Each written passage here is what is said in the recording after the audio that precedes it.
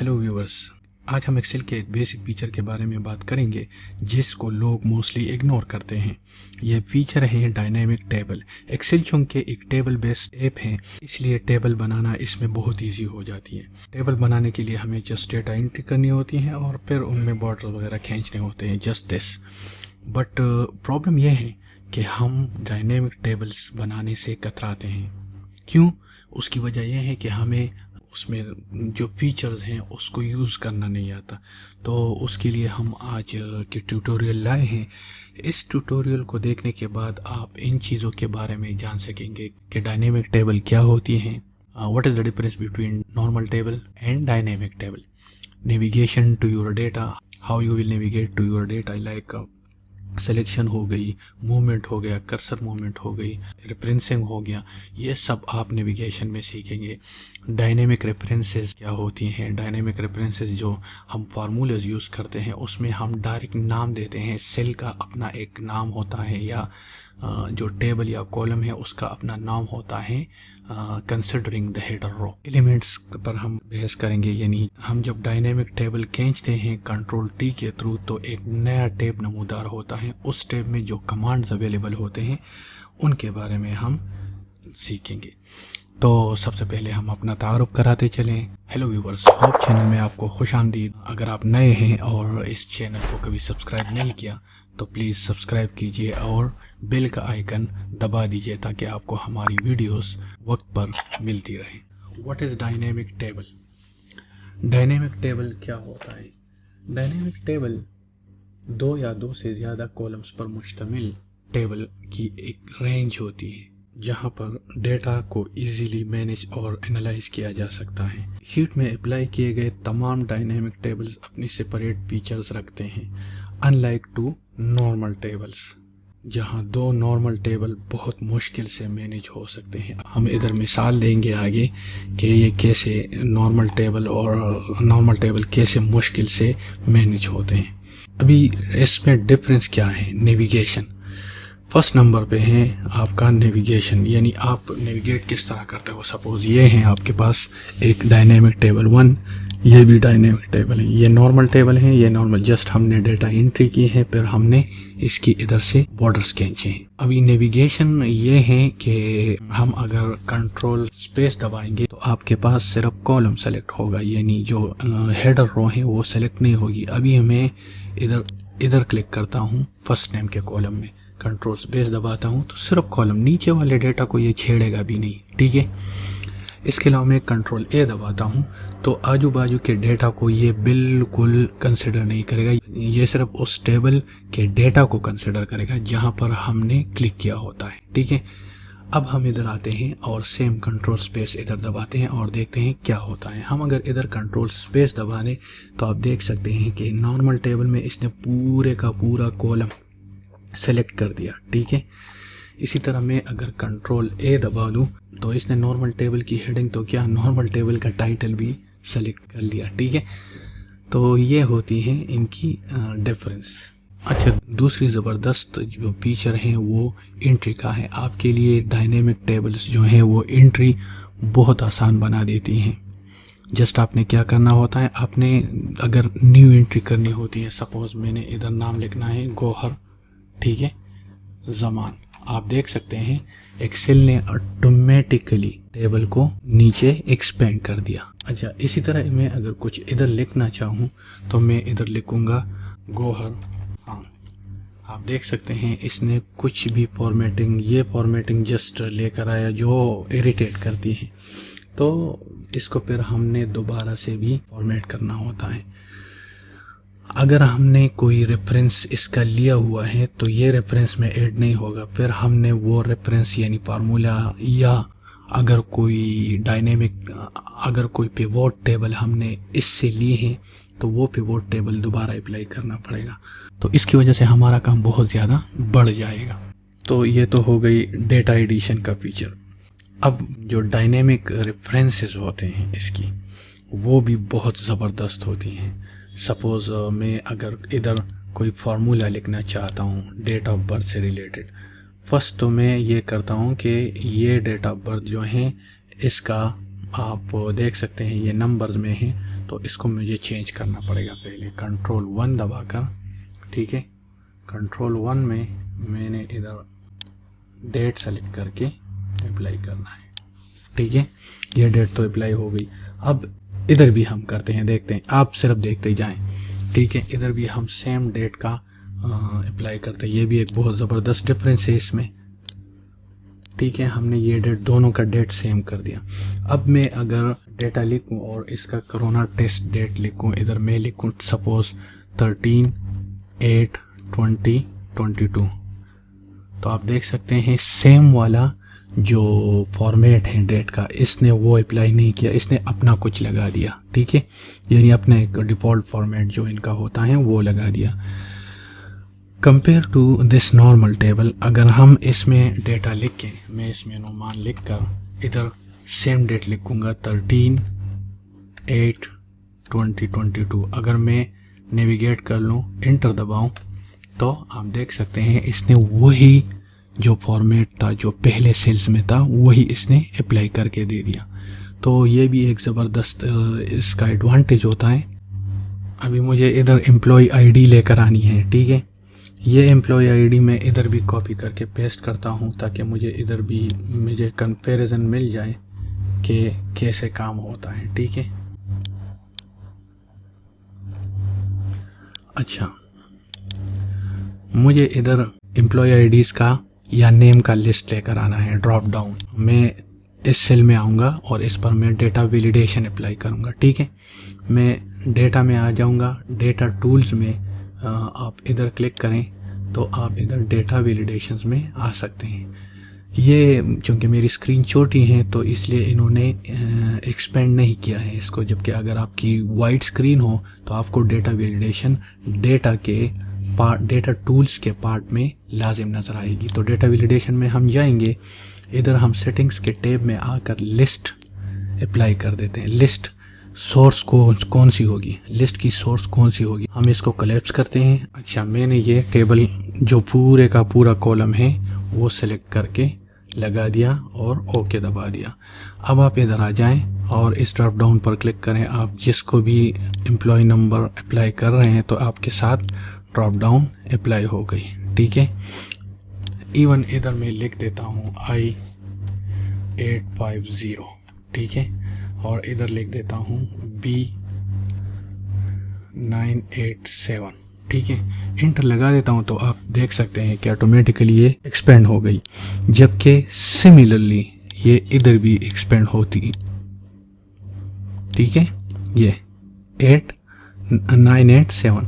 अच्छा, अगर हम ये लिस्ट, इधर ये वाला लिस्ट अप्लाई करेंगे तो आप देख सकते हो कि कितनी डिफरेंस है, टाइम कितना बच जाता है। इसी तरह फार्मूला और वो टेबल के साथ भी पेश आता है। आप डेटा के वैलिडेशन में जाएं, फर्स्ट इंश्योर करें कि हमने सेल सेलेक्ट किया है, लिस्ट में जाएं, लिस्ट सेलेक्ट करें, इधर तक है ना, ठीक है, एक्सपेंड करके ओके दबाते हैं, ठीक है।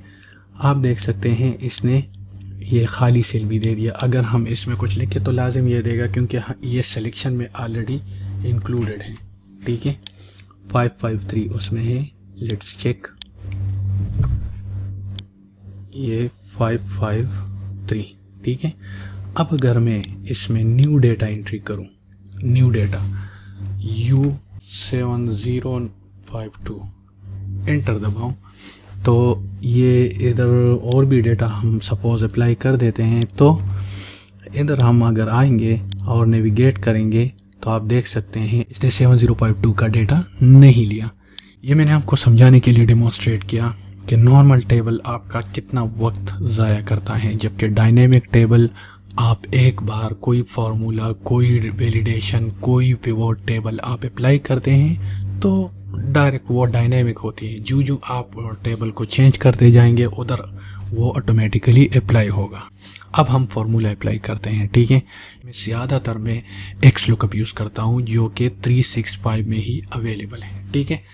तो मैं एक्स लुकअप का फार्मूला लगा देता हूँ, =, X lookup, tab button to complete the formula and select the number, ठीक है, और फिर कॉमा। सपोज़ मुझे इनका डेट ऑफ बर्थ चाहिए, ठीक है, तो मैं इधर डेट ऑफ बर्थ के खाने में आकर कंट्रोल स्पेस दबाता हूँ और फिर ब्रैकेट क्लोज करके एंटर कर देता हूँ।